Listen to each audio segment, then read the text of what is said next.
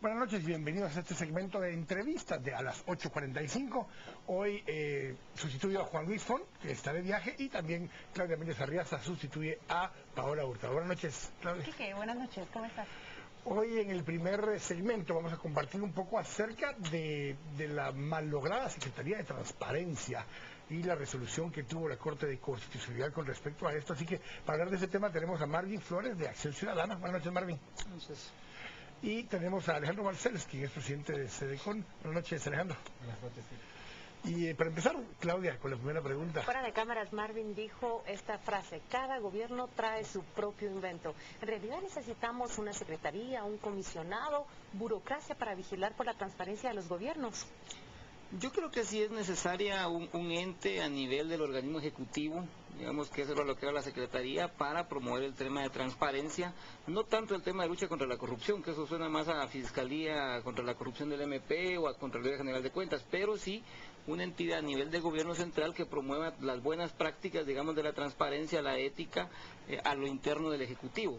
Yo decía que cada gobierno trae como su invento, porque hay que recordar que la administración de Oscar Berché creó los comisionados presidenciales por la transparencia. Recordarán ustedes que el primero fue Carlos Bielman, después estuvo Gomaúl Figueroa.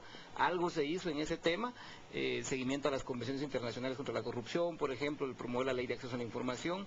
En el gobierno de la UNA se desaparece esa figura y se crea un viceministerio de transparencia y evaluación del gasto adentro del Ministerio de Finanzas Públicas, lo cual legalmente tenía más viabilidad que lo que sucedió ahora, y con este gobierno se le encarga a la vicepresidencia, tal como sucedió también en el gobierno de la UNE, que se encargue del tema de transparencia. Pero más allá de la entidad que se dedica a promover el tema de la transparencia dentro del Ejecutivo, lo que vemos es una ausencia de planes serios y de política seria en este tema, y que evidentemente se refleja en ese cambio cada 4 años.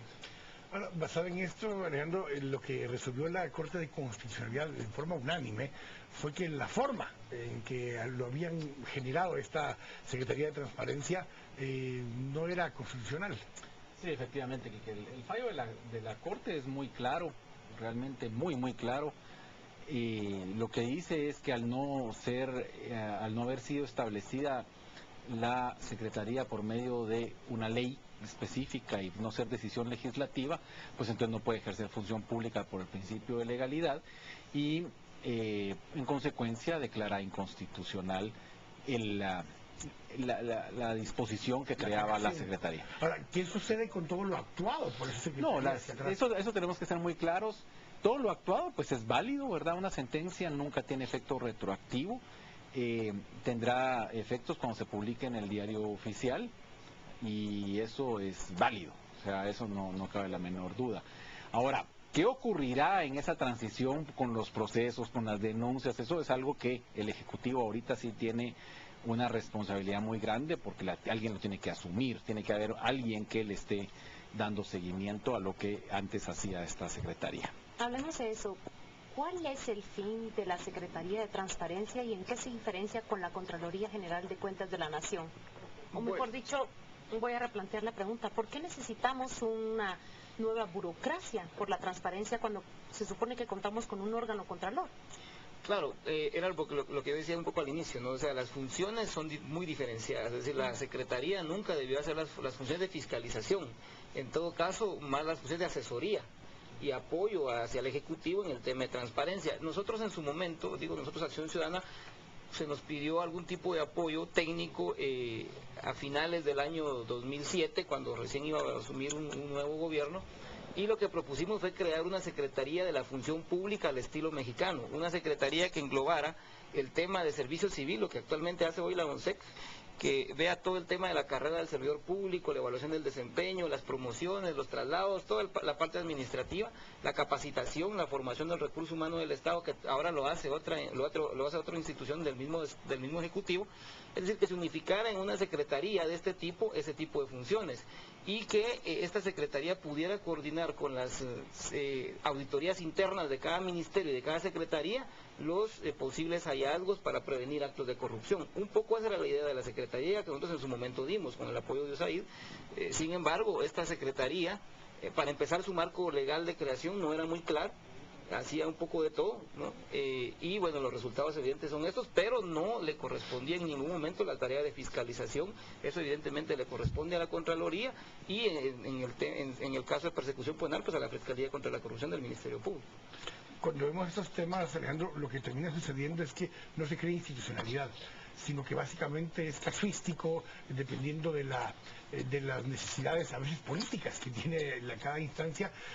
La función real que estaba haciendo esta Secretaría era más como de persecución, en algunos casos hasta de gente que tenía diferencias políticas dentro del mismo partido con la vicepresidenta. Sí, ese es uno de los grandes problemas. Yo coincido aquí con Marvin completamente. La ausencia de una política de Estado en el tema de corrupción y de transparencia es notoria, y precisamente por eso es que es paradójico que salga una ley anticorrupción solo que reforme artículos del Código Penal, porque eso asusta, y eso es lo que hemos dicho en el Centro para la Defensa de la Constitución. Es decir, preocupa un poco de que se le dé todo el ímpetu a lo penal cuando debe haber una política realmente estatal en torno al tema. Y ahí es donde entonces esto se ve como que estamos desnaturalizando muchas de las cuestiones, porque si se quiere combatir realmente la corrupción, pues digamos, la obligación, la tarea primordial, prioritaria que tiene el Congreso de la República es la Ley de Servicio Civil. Definitivamente este país no puede caminar en un combate a la corrupción si no hay un cambio a la Ley de Servicio Civil. Tenemos una Ley de Servicio Civil hace 44 años. Esa es la que está vigente. Incluso es de la anterior. Son urgentes? Una nueva ley. Es incluso está hecha al amparo de otra constitución. ¿Cuál debe ser la proyección de esa nueva ley? Tiene que hacerse una nueva ley, un nuevo régimen. Lo que está pasando en el Estado es que un grueso de la contratación es por medio de sistemas que no están siendo estables. Entonces cada gobierno entra con un 70-80% de su nueva gente y está cambiando cada servidor público. Imagínense usted lo peligroso que es eso en salud, por ejemplo. Los procesos que tiene de capacitación un médico o personal auxiliar se ven truncados cada 4 años porque entran los del otro partido. Y esa es una regla que ha venido desde que se instauró la democracia. Y eso sí definitivamente no puede continuar así. Claro, y es lo que Marvin dice, va mucho más allá de un combate a la corrupción metálica, sino de crear procesos. Y el tema de la transparencia va de la mano con el acceso a la información y el acceso a los datos.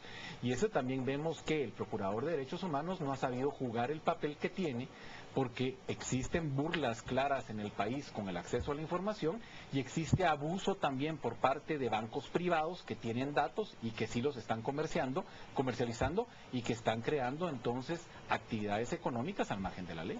Pero Marvin, cuando vemos todo esto, hay un paquete de 11 normas, supuestamente, que presentó el organismo ejecutivo al Congreso de la República, que eran en materia de transparencia y anticorrupción. Más allá del enriquecimiento ilícito que ya se aprobó, hay otras 11 normas que tienen que ver con la ley de Contraloría, tienen que ver con la ley orgánica del presupuesto, tienen que ver con fortalecimiento a otras estructuras de fiscalización, y esas normas se dejaron a un lado, no fueron prioridad este año para el gobierno. Efectivamente, nosotros hemos dicho que el tema de combate de la corrupción no es un tema únicamente punitivo, es decir, no es únicamente persecución penal. Hay sistemas preventivos, por ejemplo está todo el sistema Guatecompras, sobre todo el sistema de inconformidades, que son los mecanismos de alerta temprana para prevenir y detectar actos de corrupción en el momento cuando se están cometiendo y no un año después con una auditoría que hace la Contraloría General de Cuentas, que nosotros a manera de broma decimos que son autopsias porque de nada sirve saber esto si ya no se puede remediar nada.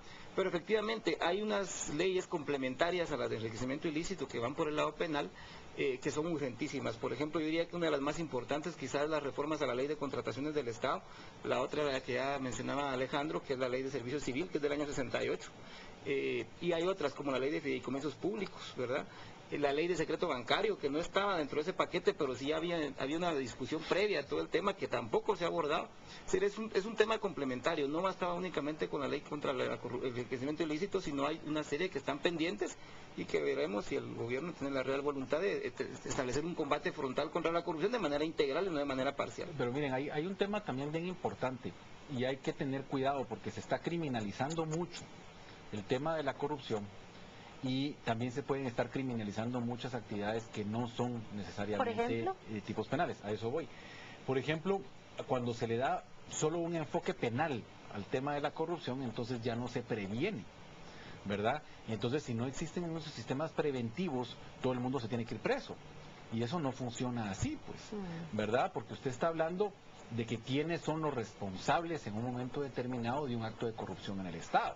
Usted no va a meter a toda la entidad presa. Entonces, tienen que haber sanciones administrativas, tienen que haber alguien que pueda